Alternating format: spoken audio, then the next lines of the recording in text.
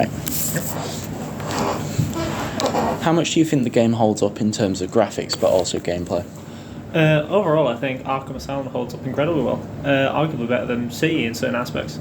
With the overall style of City being a lot more like grey and monotone, like more similar to the Christopher Nolan movies, like overall like downcast, while Asylum being a lot more like zany and brightly coloured. Overall, like a lot more like of a timeless aesthetic that goes with it, with like the different layers and levels. It's very Metroidvania in that way. Same with like getting the items as you go. It's a classic formula for like the actual gameplay that is like carried over and works incredibly well, and is rarely ever done. Well, up until that point, was rarely ever done in a 3D environment. So the game itself holds up incredibly well. Well, coming from that, does the comic book like graphics work with this iteration of Batman? And then after it, of course, the Return to Arkham remastered version kind of toned it down a bit, and it's very questioned upon if it's better or it maybe ruins sort of the style that was there with Arkham Asylum. Well, with the style of it, I think they were initially trying to like find their overall like kind of what they were going for. So with Asylum, it was more like we want to get as many people interested in this as we can. So they wanted to cover like a broad range of topics with it. But overall, because City did so well, and City was a lot more like grey and monotone with it, like similar to the movies, because that was like where that became a big thing again. Because the comics were always pretty popular, but like they never really hit like proper mainstream until like the movies came out. And there was the ones before that, but they were like none of them kind of reached like the same kind of like level of broad appeal as the Christopher Nolan ones with the whole grey monotone thing. It's more similar to the Tim Burton ones, you know what I mean, with like the bright, vibrant colours on it. But that's probably also why they dialed it down in the Return to Arkham one, because Arkham City is like the most popular one. You can see based on the difference in the covers, like one's like while one's still like kind of greyish and like stormy, it's more like got undertones of blue. While the Arkham City cover is entirely like in black and white to like kind of justify like, but it's also meant to be like a symbolic thing of like the whole black and white and the morally greyness of it, which is what is like Batman's character is kind of known for, of like whole like is what he's doing good or is it what he's doing like kind of bad. So it kind of goes with that. But overall, I kind of prefer the like kind of hypercolor stylized thing, but because it mixed like the grittiness of it with also like how vibrant it was. It was like a clash of like it didn't make sense, but it does. You know what I mean? Yeah. Like certain parts of the island as well, were, like very grey and like contrasty of like the institutionalization of it. It was like it's very like concrete of like this is like gothic, but then those other parts that was like a mix of like to show how like kind of zany the place was and the people. I mean, I know with the Return to Arkham, they added the rain physics from Arkham Knight, so they pulled those from Arkham Knight, changed it a bit. I know a lot of people say, well, it completely changes the tone of the game, but there's also during stealth combat whenever you use silent takedowns, there'd be lightning flashes outside, so there was supposed to be a storm, and it was shown in the original the first cutscene, there was rain, so it was very much, I know there's 50-50 on like people go, I like some things. Some people have mentioned they would love to take certain bits of that and put it into the old one, but there's also some people don't like the new, like Joker doesn't look as good in this, he looks more like plastic. Batman's facial features just don't fit as well with how they used to. There's just those little things from it which I know when they originally showed like the first ever trailer they showed for it, there was a lot of criticism on Virtuous because they're like, you've completely lost the style of the game, and they did tone it down in the end, which probably worked because like I've played through both versions, and now I think over time I've played Arkham City, Return to Arkham City more on that than the original Arkham City, but I also feel like it has some graphical issues that were never in the 360 version. Yeah. Where, especially recently, there'd be blurry textures, like extremely blurry textures, which I never remember seeing in the old version, and it was always one of those, like back in 2009 with Arkham Asylum, the attention to detail, the colour palette, it just all fit perfectly. Like, of course, back in 2009 I was 5 when I played it, and it, for me, like that and Assassin's Creed 2 are my most memorable games of course, from that year, probably the two games that got me into gaming. Yeah. Of course, with all of the Arkham series, how revolutionary was the free flow combat system? Well, overall, it was pretty mad for the time because it was like the first kind of case of like it was like simple but also involved like a lot of different aspects of other combat stuff, like with the button mashing and the timing and like just how satisfying it was to like hop around. But with this, like same with what you say with the overall graphics looking a bit worse now, it's because what's the way? How do I say it? It was like it was a decent port, but not because the game itself was built for the 360, which had like lower specs and like at the time people had blurrier computers and TVs, so you wouldn't notice that sort of stuff. But it's also one of those things where like if you go back like 20 years ago, you could look at any like game on the console and be like the graphics are insane, but like now that you compare them to modern day standards, it's like a bit worse. So it's like that with every like older game, including like in the remasters as well, because they didn't, unless they like rework the whole thing from the ground up, it's always going to be a bit like plastered. Like you were saying with Assassin's Creed 2, I remember when the Ezio collection came out and people were going on about how like, do you remember the guy's face? That was terrifying. The polygon thing. Yeah, I always remember that. It was like because the Ezio collection and Arkham came out very. I think it was within a month of each other, and everyone was there like, "What have you done?" Like, I know they fixed it a bit in an update, but that's the thing. It wasn't really a proper thing. That characters, because it randomizes the faces. Throughout. That was a thing in the actual game, but you didn't notice because it was downscale. Like all the resolution, the visuals, and like. That's also why the textures are so blurry, because everything's been like upscaled.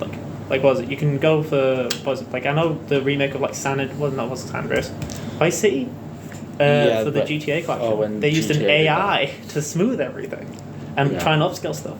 But like, because a lot of remakes, like you know, unless they're like full remakes, they're a bit lazy with it, and like they kind of skimmed out with the Arkham City one as well.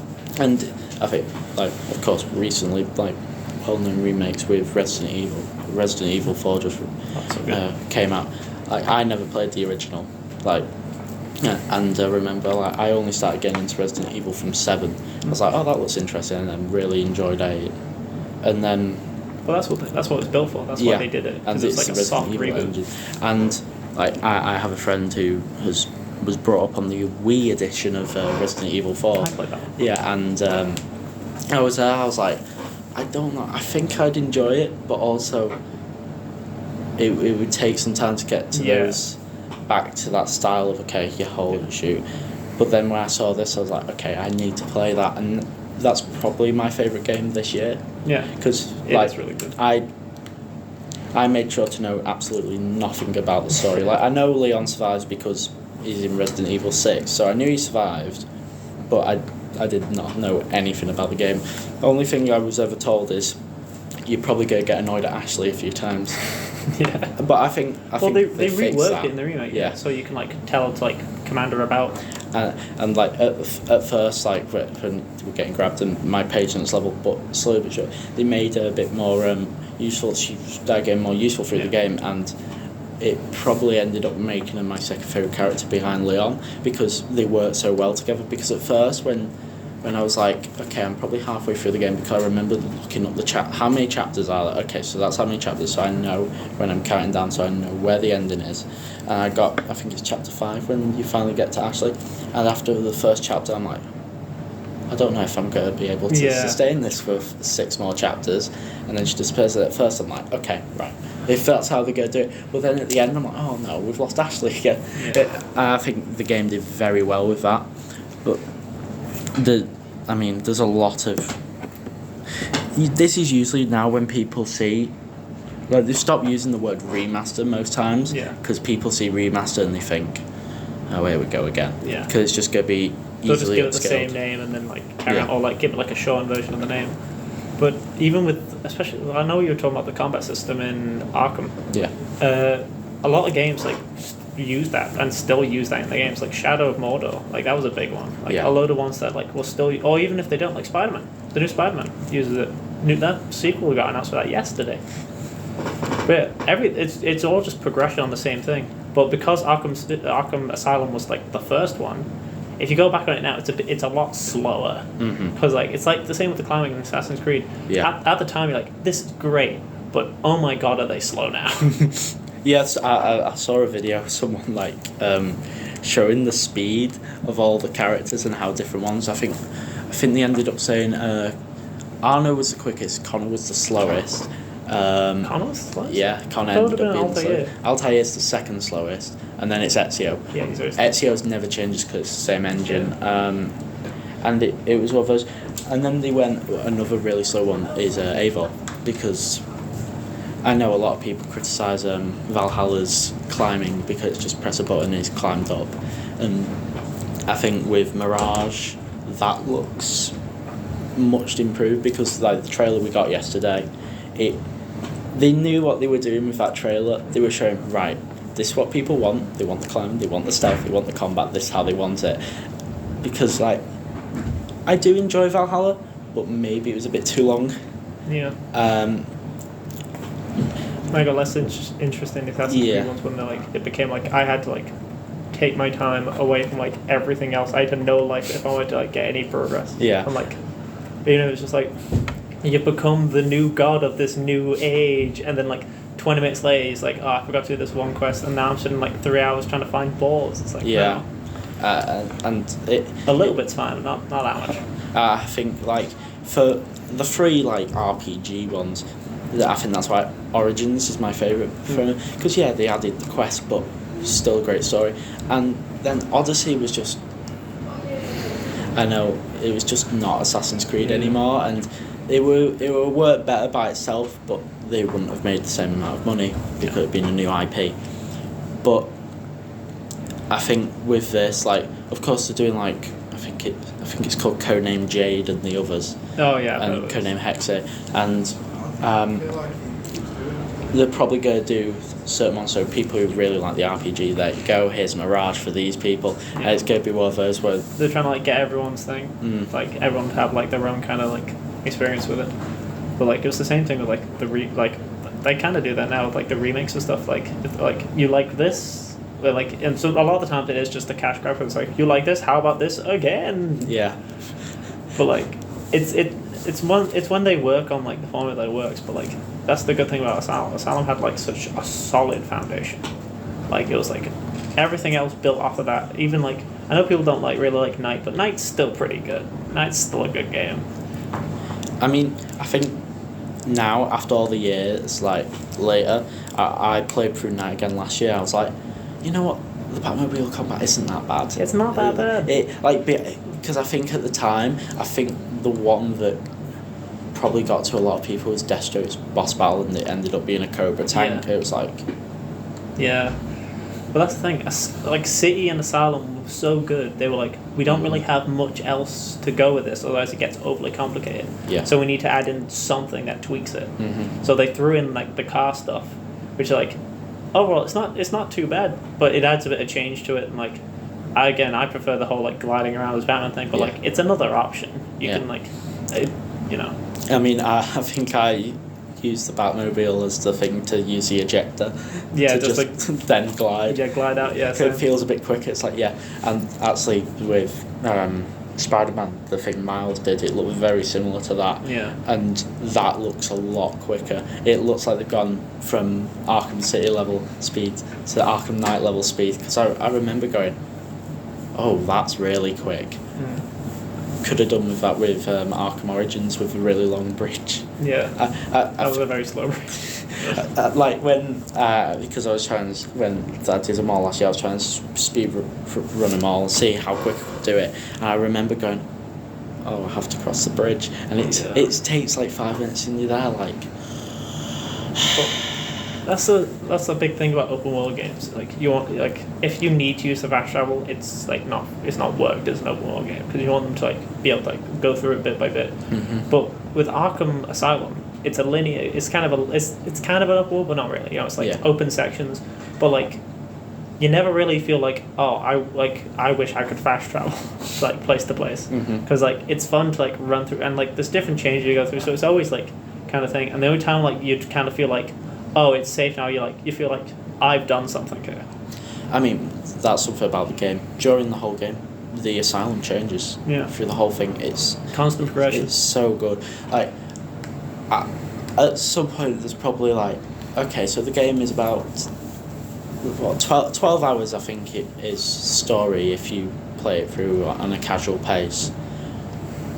Or if you listen to everyone's cutscenes and you listen to everyone speaking or whatever's on all the Amadeus Arkham ones, you add all those like 30 hours, it's like, I'll spend the 30 hours because you're there, you're getting engrossed in that world. Yeah. And it's always cool, like, it starts as Arkham guards everywhere, then next time you go through, oh, they're all dead, they've been took over by snipers, then wooden sharps, statues over on itself, and it's being climbed on by the lunatics, and then Ivy's plants. Well, it's a fun thing that you talk about, like, you know, the environment progression, because there's another form of, like, progression that, like, it's less utilised in Asylum, but it's, like, very prevalent in City and, like, a lot of other games. I wrote a paper on it a while ago. It's all about, like, changes in, like, a visual design that will, like, help show progress within the player, because a lot of, like, games like RPGs do that with just armour, but, like, it's when linear games will do it with, like, just the style of the character. Like, you'll notice in, like, if you've ever played Prince of Persia, like, as it goes on, he loses his arm and it becomes more of, like, a metaphorical thing and a sign of progression. It's the same thing in City, you know, where, like, the further into the game you get, the city doesn't change, but Batman does. Yeah. Like, he's, like, slowly his armor starts to come off, his cape gets tattered. He just keeps going through it and going through it until the point where it looks like he's about to fall apart, and then he both metaphorically, like, it's all metaphors, and, like, helps, like, really, like, because if you kept the environment the same on all stuff like this and kept the character the same, the whole place would just start to stagger, which is what you want to avoid in, like, game design as a whole. You want to, like, keep everything fresh and, like, as a cool way of, like, evolving and being, like, even if you don't notice it, because I know when I first played through C, I didn't notice that, like, that he was getting more damage as the game went through, but then it's like a subtle thing in your head of, like, I feel like I would kind of notice that if it wasn't there. You know, like, it would kind of, like, lessen the experience because it's, like, a visible form of progression. I know I think that's one of the things I did like about Return to Arkham. They added one extra one after the tower blows up. Oh, I didn't know that. The cowl gets ripped. It's not there in the 360 version because Unreal Engine was messing with it, so they added it. It's something they wanted because you can see it in the concept art, but they decided to add it there because I think the one before it, the damage on the cape is after the freeze battle, which of course it absolutely ruins Batman. He had the cure. Yeah. He could have saved himself and Joker. It's gone. Joker can be saved. He can die, and his worry there is, if I die, Gotham's probably lost. Yeah. Because it's also, like, part of the metaphor as well. Because, like, as Batman, he is Batman. Like, that's his whole character. Like, he's not. His main thing is that he is Batman, and Bruce Wayne is his alter ego. So, like, as you progress through the thing, getting, like, hardship after hardship, like, the armor starts to come off. It's a metaphor for him, like, kind of, like, losing a bit of his sense of self. Yeah. So it works really well within the story, and, like, also, like, is a cool, interesting visual thing. Because not only are you, like, changing mechanically with your new, like, systems, but also, like, you're changing visually. I think when it comes to the damage of the suit in Asylum, I remember two. Of course, was the one after the lift falls, it hits the Batsuit, and then the second one is after the Lunatics, and it's the two scratches down the cape. And then I guess there's the one at the end when he uses the explosive gel on himself. So they're the three in that. In Night, I think there's damage. There's a bit of damage after Gordon. I know there is at one point when, like, is it like Red Hood, like, almost blows him up? I think there's damage at one point. Yeah, that's the only thing, because of course at that time the Batsuit's pretty armoured. Yeah. And but it's also, I feel like part of the reason they did that is because, like, they need to incorporate some form of damage, but also, like, to show that he's, like, progressed. Because like, if every time he did anything he just kept, like, melting, it'd be, like, a bit, you know. I guess it's one of those as well where the only two who technically damage him in some way is, well, Jason damages him, and Gordon in a way does, but he understands, and that's why it's near the heart. Yeah. But that's also part of it, because everything's a metaphor. Like, it's even, like, he's only been physically damaged. He's been physically damaged by, you know, the bits we've described. But in Night, it's also less prevalent because he's being damaged on the inside by the Joker part of it. So it's all, like, it all fits, like, as, like, a big thing on, like, visual change. I know with Joker there was a lot of heavy criticism about that in Night. No, it's great. It's so, really fun. So well done. Like that's also another. That's what we're saying as well. Yeah. With less change, because you need to have constant like changes to the environment, stuff like that. City Asylum has the lunatics start changing things. Yeah. City has less of that. Like maybe a bit blows up, but like it's more in like the visual of Batman, and then in Asylum it's a little bit of the visual. It's a little bit of like the metaphor of it, but the environment does change because the more it becomes more jokery. Yeah. You're like with Joker appearing on advertisements and him appearing around, like that is your form of your meter of progression. That's that game's version of it. It was also one of those where it's like, okay, so Joker's back in some way, so that means we get more Mark Hamill's Joker. Yeah. Okay. Yeah, I'll take that. And you're there like through the whole thing, and like. Over time, the ending of Night becomes better and better through it, because like you're playing it, where at first you're joking, it's showing certain things you can hear only you playing. I mean, last year, little thing, I did a FMP and I ended up where it was a Thriller trailer, and I ended up naming it For Only You, and I used that song right at the end. It's only because I know it from that and from Joker singing it in City, and. And it's also in Paulie's Diner, which with you don't catch the first time, but you catch the next time. It's like, oh. And it also shows, there's a thing with Arkham City's redevelopment, it shows Henry Adams. That's one thing, within the first 5 minutes it shows you so much. Yeah, like a lot of stuff that like you'll notice on your second playthrough. Yeah. Also, I'd be remiss if I didn't mention it when I'm talking about like visual changes. They've not only done the environment as well, but instead of like showing like visual damage to Batman, they show physical improvement in the Joker model. Like with you see him at first, he's dying, and then each time he gets more and more healthy and healthy and healthy. So like they've incorporated all the different versions that they've done until that point into Night. But that's one of the reasons why Origins felt like flat and empty, is that there was no progression, no changes. The city was the same throughout. There's no like noticeable like big like this is a thing. That's the thing. Like I think I'll mention it. It's like with Origins, I enjoy the story, but then it's the world. It's like the two split off, because like the story, I enjoy the story, like the set pieces. It's a great premise. Great, but it didn't have that rock steady touch to it. It didn't have those little things where it's like, oh. The city felt a little soulless. Like the Asylum always felt like a big like because it was very Cthulhu based. Like cosmic horror of like the creature of Ark. Was it something of Ark? Ghost of Ark? The Spirit of Amadeus Arkham. That's it. That's and it's all like very spooky, and kind of like has a whole vibe going on. City was like everywhere's like ruined. It's a nightmare. The only safe place is the rooftops, and like you're just like perusing around. In Origins, it was just like, I mean, it's fine. Like City's not too messed up. They're after you. You're fine in the air. It's all good. The only bit that I ever really tweaked with that was the one Man-Bat bit. Oh, was that in Origins? Oh no, that was in Night, wasn't it? Yeah, Man-Bat's in Night. Yeah, I was getting like. And gives everyone nightmares. Yeah, but that was also like the thing in. There was the constant like they were like in Night they had like the vans roaming around. It was a big thing. You were like again, normally in all of them you're free like to like fly around. Like you're always safe. In like you literally see a building full of people, but the Man-Bat bit changed it to kind of put you more on edge. Where like this whole game franchise is built up like, oh, you're safe in the ceiling, or like you're safe in the air. Ooh. No, there was a way. I think I remember I found it.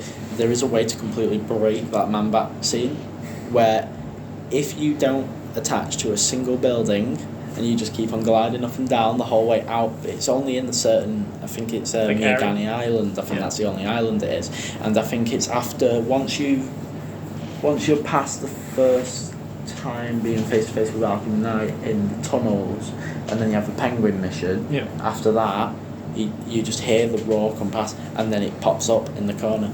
Barely anyone gets that because it's always after the Riddler and Catwoman thing go to the orphanage. It's always after that, and like it's always remembered that moment. You're not thinking anything of it because it's so calm, casual, and then. Yeah. That jump scare. There's that one, there's the one with where you're Gordon and you keep on turning around and then Batman's in front of you. That's how it feels to be one. To see Batman. There's of course the one right at the end with Joker, but you kind of know it's coming, but it takes that long, and you can hear the music start to ramp up. But even when you know it's coming, it still gets you. Right, so it's little things from Rocksteady which they do, which makes the game so memorable. Yeah, for sure. With, of course, after free flow combat system, then there's also the whole other side with Predator combat through all the games. Yeah, with the stealth stuff, okay, kind of like.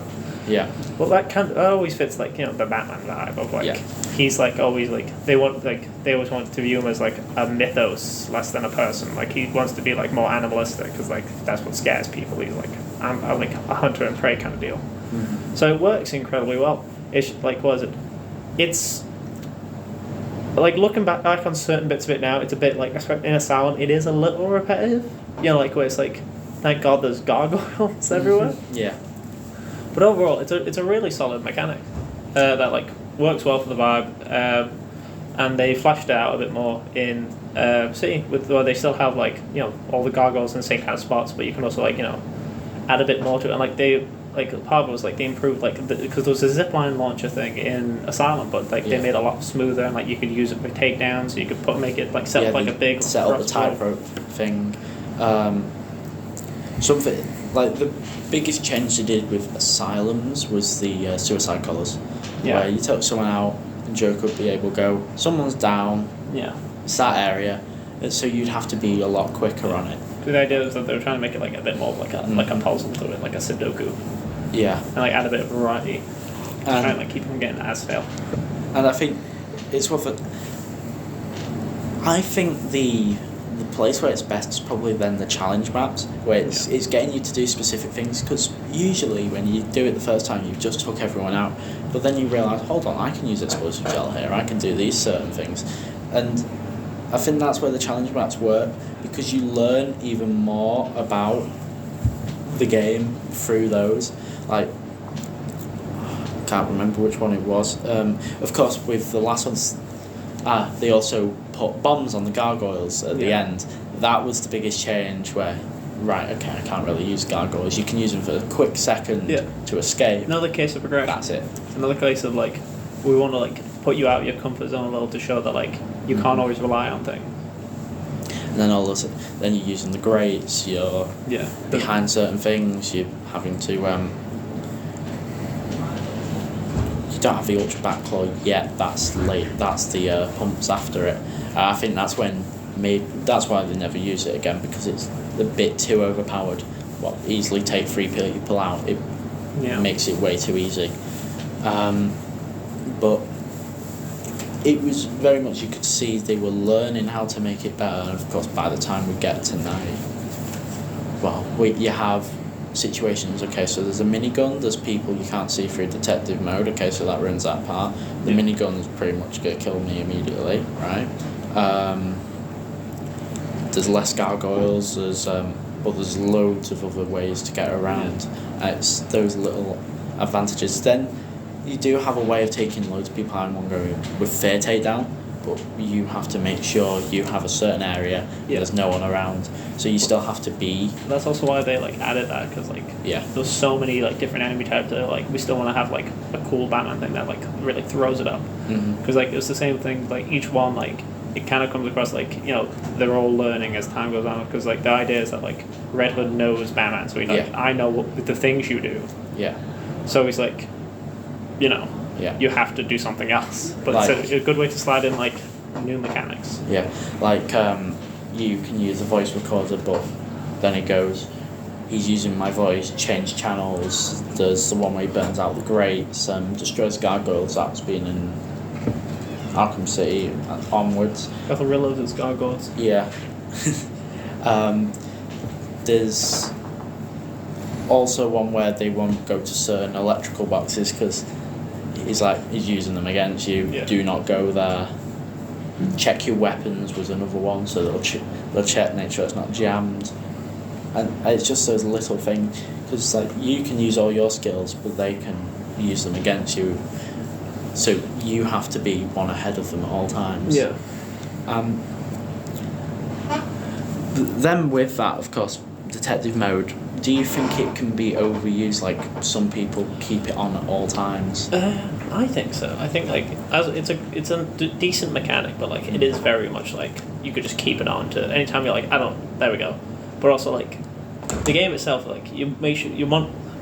It's one of those things where like it works and it doesn't, because like as a game where I know that's the thing I want to say is like it makes you feel like Batman, but you don't really do much detective stuff. Like a lot of it's just like the computer does it for you, so that's why like they changed it a little bit later on with like extra bits and like now it also checks this, or like this the rewind time one as well was weird in Origins, but they try and like keep it a bit tweaked, but like it's all very like it's the same with like Eagle Vision, and that's all very very broken as systems, but also like they want like the average player to be like just like I can play this and not be like I don't know what I'm looking for, and not have to be told.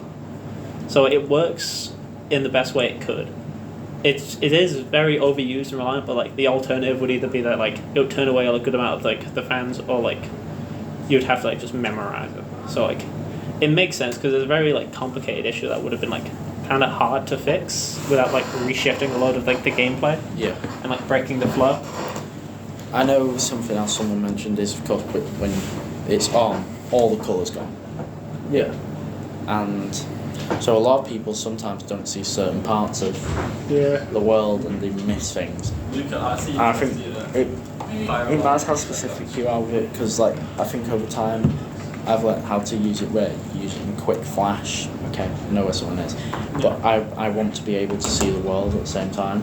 I think going back to little things, there's the intercom chimes from Arkham Asylum, and it's one of those, it becomes memorable in that game, and then it's used in a little scene when you're going down Panessa Studios and there's Joker. It's reminding you all the way back there. It's just one of those little things. The moment you hear that chime, you know what it is. Yeah. It's like, oh, the Asylum chime. But it's also hinting we're going to end up back there at the end of this game. The intercom with Hugo Strange, where he's saying you're all mine, and does the little voice tapes through all the games. The voice tapes, Arkham stories, all those, it gives you those extra bits of information. I think the one that's best, because like the main villain of City is Strange, with Joker there. Yeah. Strange works so well in that environment. Like, to use someone who was known in the comics but isn't really well known at that point, and make him one of the top tier villains that quick. And yeah, I think the main one which did that is when you go behind the Monarch Theatre into Crime Alley and there's that voice tape and you pay your respects. Like, I know it's always a thing, it's 2 minutes, there's an achievement, you wait there for 2 minutes, but it's also one of those where you kind of do it. I think I did it for 100% as the last thing, once I knew it was a thing, because where I did it on Return to Arkham, because it's one of those respect, and it's what Batman would actually do, but you hear the story from Strange. But another thing with the Hugo Strange kind of vibe thing is that all the main antagonist in each one of the games mirrors Batman in some way. Like Joker's just like if Batman like went crazy, he was just like he's like complete opposite to him. He's all like crazy. Batman's all justice. Like they're all opposite ends to each other. In the next one, it's Hugo Strange, but Hugo Strange and Ra's al Ghul are the main villains, and Ra's al Ghul has all of Batman's training because he taught him. And that's like a big part of it. And then Hugo Strange just wants to be Batman. He wants to be a better Batman. So it's like a twisted version of those. And then in Knight, it's someone who was his protege. Of like he gave the same things, but somewhere along the way it went bad. And like he's like now they're at the same point. It's kind of like if Batman from Asylum just went crazy after that, and just was like angry all the time and led the show. And then he was fighting himself from like City. Yeah, and it's one of those where it's used a lot. It's used in City. Every time Tim says "Let me help you," he's like, "No." Yeah. Because he knows the last time anything happened, he ended up dead. He doesn't want that again. It's all parallels. Yeah. I mean, with that, like, I know Jason is voiced by Troy Baker, who also voiced, of course, Two-Face, the Joker, and Tim in City. Which, when you think about it, the amount of people he's voiced in that, of course, he's also voiced Joel and a lot of other people. And then, of course, Mark Hamill and Kevin Conroy as Batman and Joker. And it's one of those where, like, of course, you'd say the Arkham franchise is over, but there is Suicide Squad, which I don't know. I am worried about that. Yeah, I don't know how it's going to go. I saw the game and I'm like, okay, so this could be. I remember when they first showed it, they showed that and Gotham Knights on the same day. I was so worried when I saw Gotham Knights and then Gotham I saw that. Does not look very fun. See, I've played through Gotham. Like last year, I just don't think it was a great year for me for gaming. Like there was nothing. Where to the point I was like, that was okay. It probably wasn't that great, but it was one of those where I was like, okay. Yeah. It was fun. I had my fun with it. I'll probably never play it again, but I had my fun with it. Yeah, that's what a lot of games are like. But like some are like really good, and some are just like good, and then some are like Yeah. Somewhere between like meh and like good is like, yeah, I played it, like you know it was a game. But then it comes to, I mean when they leaked that this one would have a battle pass, I'm like, oh no, what are you doing? Yeah. And any game that has like a battle pass kind of kills the immersion instantly of like, yes, you can, you know how this game's about being cool? Yeah. Maybe if you like put over money, it can be cooler. Like, okay, fine. I like once Fortnite and stuff. Okay, enjoy. They're have your not, battle they're not passes, really that's immersive fine. games, are they? That's they're not fine. story Enjoy immersive. it. And then they go, oh yeah, we're gonna add the battle pass to your story game. Yeah, it doesn't make any sense. No, please don't do that. The only reason I'll play it is because Kevin voices Batman in it. Yeah. Because I want to see what happens with that. Because I remember watching the Game Awards, and it showed that. I was I'm like, okay, it's in Arkham Asylum, because I know they'd mentioned it was supposed to be in the Arkham universe, but some things didn't look the same. I don't think it is in the Arkham universe. They have said it is. It is set I think it was 5 years after. They're doing something weird. They're retconning certain things. I was gonna say, didn't he like either die or / fake his death at the end of Night? So unless, I don't know how they're gonna tell us this changed. No, well they can't really do much now. Kevin Conroy's passed. Well, I'm gonna guess they've done something. It'd be really disrespectful if they recasted like the voice, especially so soon. Like, I don't think they will. I think they had done all the voice lines for him. So whatever this story is, this has to be the end of it here. Yeah. But I don't know if I'm gonna like the game it's in. Yeah. Because it's very much okay. It's the Suicide Squad. Why have they all got guns? Why is everything purple? Yeah. Someone mentioned it's like it doesn't look like Rocksteady. It looks like Warner Brothers have took over. Yeah. And gone, no, we're gonna make our game. It's like, it goes from being like a big like gothic, like kind of like cool thought out like system to being like, tee we're just a goofy gang of guys. We're just goofy gals, goofy gaffs. You know, we're just quirky. It's like that. I don't like it in like certain games because like I like you know funny characters who are like entertaining, but I've noticed a lot in like you know games like that where it's like the main point of the character is that they're just kind of quirky and that's like their thing. I'm like, yeah, but make like if you're quirky without being interesting, then it's not like a thing. I mean, well, I didn't know Forspoken was a game. Yeah, that's another case. Until it turned up. I'm there. I remember just watching someone's reaction. I was watching this guy Luke Stevens' reaction. He's there like, "What are you doing?" It's all marketing. Yeah. Like that's like the new thing of like, oh, like you know, like same with the Marvel movies, like they're quirky characters, but they weren't quirky characters in the sense that they were like they are characters that are quirky. They aren't quirky characters. You know what I mean? But like now because they know it'll sell on trailers, they'll be like, everyone does it, so it kind of like kills any vibe of everything. I mean, someone said since Guardians 1, everyone's trying to be James Gunn with it. Yes, they're trying to make the same kind of thing. It just does not land. No, I think if everyone does it, it doesn't work. Yeah, I think with Ragnarok, I've heard that that's probably the most like with Taika Waititi, but then For Love and Thunder it just did not hit. Yeah, it didn't carry. There's so many things. There's so many flaws in it. There's one which I didn't think of, but now when I think of it, it's really stupid to have.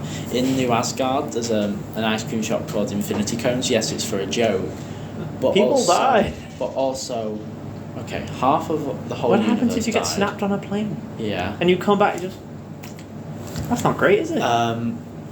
Isn't this man also the one who killed your brother, killed Heimdall, wiped out half the planet,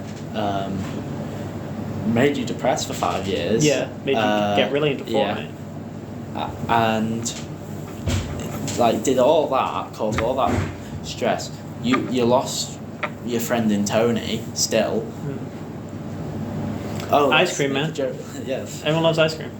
And yeah, haha, it's a little funny joke, but it's Like, like see, we also make memes. It's Yeah. like I hate it. Like all modern Marvel stuff is, like suffers from that a lot. The DC, like the issue with like the early DC stuff is that it was like it was all like very serious, which is like gets like a bit grating after a while, but also like then Marvel went the opposite way of it's all funny, which like also kind of gets really grating after a while. It's like you gotta like have a mixture of the two. Like yeah, you gotta have dark moments and then occasionally like one joke will land. or carry it. or you end up with DC and Josh Whedon's Justice League. Where I just remember watching it, and after it, I'm like, what happened? Like, because like everyone remembers the original trailer, and then this turned out it's like this doesn't seem right, and then it ended up, of course, Zack Snyder's one. Yes, it's 4 hours long, but I'd rather watch that over this because it's so much better. Yeah, still it's really Sky's dark. red. But Sky's just red randomly. But then you have the big issue with Marvel, like Guardians 3 has just come out recently, and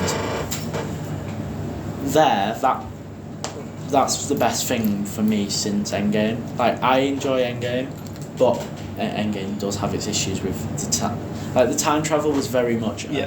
That was already a Hail Mary. Yeah, but that's also one of the reasons why Guardians 3 has done so well, because throughout Guardians 3 it's very like sad, like a lot of it like deals with like hard topics, but they'll still throw in a couple of jokes. Whereas old modern day Marvel movies, even like the villain that like comes up that's like, yes, I've murdered like 8 people, is then like, tee-hee, your genes don't match. It's like no. Yeah, you can't all be the same character. And then like I know Loki was the first place to show Kang, but Ant-Man shows he's the big bad.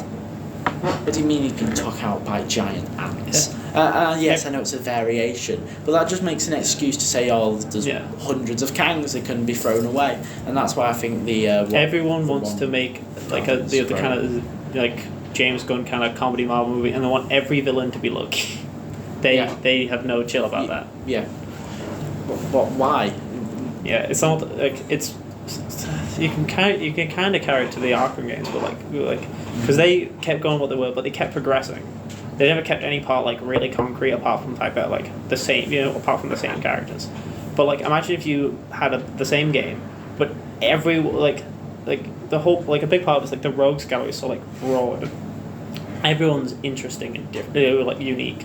Like with like the serious like villains are serious, some are like funny. It's like but like they're like mad with it. It's like a big part of it, and like it changes throughout. But like imagine if there was a Batman game and every villain was like, I want to be the Joker, and just kept doing the Joker. Yeah. It'd get really annoying. You'd be like, there's no point in this. Everyone just wants to be one character instead of like exploring how diverse like this all forms. I mean, the other day I went and watched Fast X with a few other people, just to see. Okay, let's see what random action they'll do in a car again, because it's like okay, it'll be fun. I'm not going to take it too seriously, and I'm pretty sure they told Jason Momoa, right, go out and be the Joker, because I would say like what he was doing, it works perfectly with him, and he's done it perfectly. He's probably the best villain they've had in a long time on there, because they've never really had a villain. Yeah, because whoever goes like, oh yeah, remember what was it? Jason Statham in Fast and Furious. Yeah, who's now an ally, like all the other villains. Yep. What was that one villain in Tokyo Drift? That was, he was part of the Yakuza. Oh yeah, Made no sense and very forgettable. Yeah. Love the movie. I love it because of how terrible it is, but I love it. It is still memorable, but it's like with this one, like this one is getting very. Some people love it, some people are absolutely hating it. Yeah, I can see that. I mean, then you have. I keep on seeing reports about Indiana 5. I'm like, oh no, please. It is weird that he's like 90. Yeah. He's gonna get hurt. He got hurt on Star Wars. That's why he that's why they cast his character dying because they're like. He's, we don't want to end up with running this franchise and then Harrison Ford, who's less interested in it, who is a dangerous person because he flies planes and crashes. Yeah. And they don't want to wrap him up into that and then just be in between scenes. Yep, Han Solo died. I mean, it could have been they were probably more worried about Harrison. Okay. Just in case Harrison passes soon, and then of course Carrie ends up passing, which, granted, they did the best they could with that. Yeah. No one's ever gonna criticise them for that. It was always when it got to Rise of Skywalker, it's how are they gonna send her off? Please don't just put it in the titles. Don't put it in the title crawl. Don't just put Leia's died. Oh, okay. That's why I thought the thing with Last Jedi when she dies then and they did. Yeah, I was Mary that's Poppins, good. And then she awkwardly floats. It's weird. As it made me laugh in the cinema when she just yeah. Yeah, that's not what it should have been. It was just nightmare fuel.